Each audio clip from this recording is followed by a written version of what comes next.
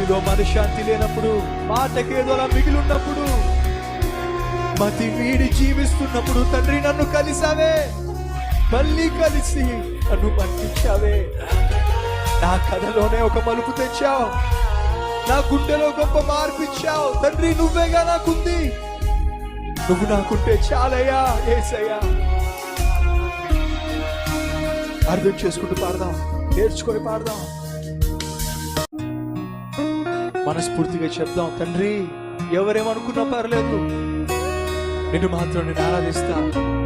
నాకేమైపోయినా నేనేమైపోయినా పర్లేదయ్యా, నిన్ను మాత్రం కీర్తిస్తాను. నిరాశలో ఉన్నప్పుడు, నిస్పృహలో ఉన్నప్పుడు, ఆనందంగా ఉన్నప్పుడు, కృంగిపోయినప్పుడు, ఎలా ఉన్నా నిన్ను విడిచిపెట్టనయ్యా.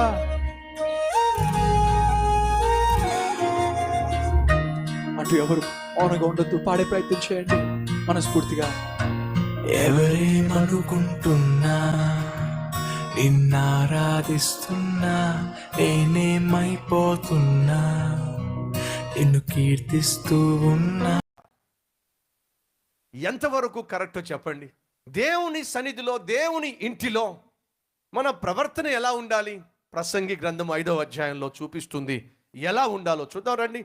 ప్రసంగి 5వ అధ్యాయం. దేవుని మందిరం అంటే మనకు భయం ఉందా? ఆయన సన్నిధి అంటే మనకు భక్తి ఉందా? Page number 558. ప్రసంగి 5వ అధ్యాయము చదువుతున్నాను, మొదటి నుంచి కొన్ని వచనాలు.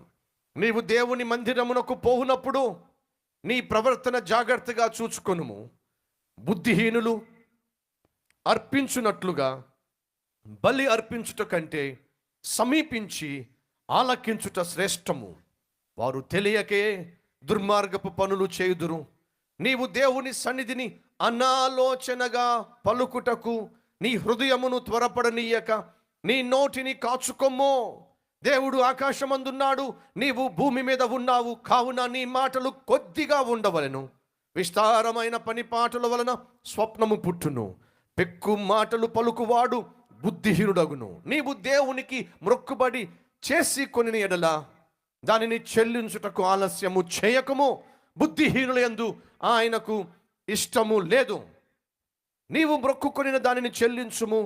నీవు మ్రొక్కుకొని చెల్లింపకుండుట కంటే మ్రొక్కుకొనక ఉండుటయే మేలు. నీ దేహమునకు శిక్షకు లోపరుచున్నంత పని నీ నోటి వలన జరగనీయకము. అది పొరపాటు చేత జరిగినని దూత ఎదుట చెప్పకుము.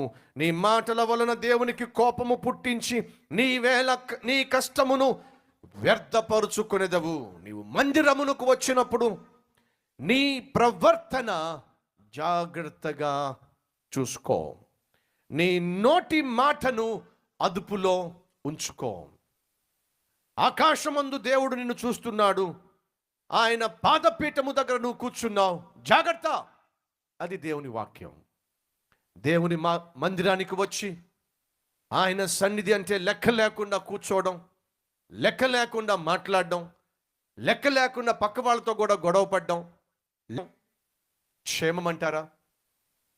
మంచిదంటారా? ఒకసారి ఆలోచించండి. ఆనాడు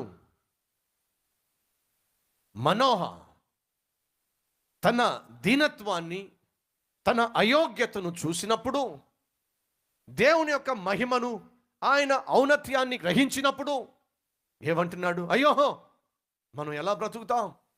జీవము కలిగిన దేవుణ్ణి లేక దేవుని దూతను మనం చూసాం, ఎలా బ్రతుకుతాం? ఇది ఏ భక్తి? దేవుడంటే భయముతో కూడిన భక్తి.